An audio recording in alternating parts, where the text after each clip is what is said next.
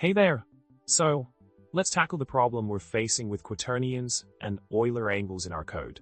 We want to smoothly transition between the two, but when we rotate the y-axis of a GLM quaternion and convert it to Euler angles, we run into some unexpected output.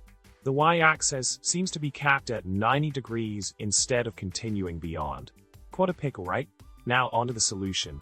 We have a handy function called yaw pitch roll that takes a quaternion and converts it into yaw, pitch, and roll angles in radians.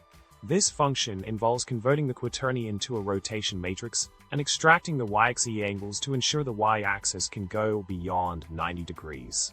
The order of yaw, pitch, and roll is crucial here, so we're using the extract Euler Angle y-axis function to get the desired results. To make everything work smoothly, we need to include a specific header and define a symbol to enable the necessary functionality. By including the glm-math_angles header, we gain access to the extract Euler Angle y-axis function. This function allows us to extract the y-axis angles and ensure the y-axis behaves as expected, letting it go beyond 90 degrees without flipping the x and z-axis.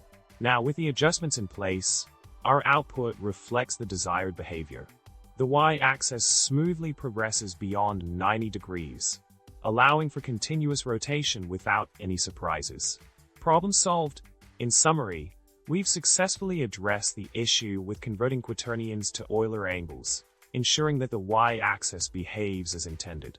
With the right tools and functions from the OpenGL mathematics library, we've achieved a seamless transition between quaternion and Euler angle representations. Keep coding smoothly, and remember to subscribe, like, and leave a comment below. Stay awesome, and happy coding!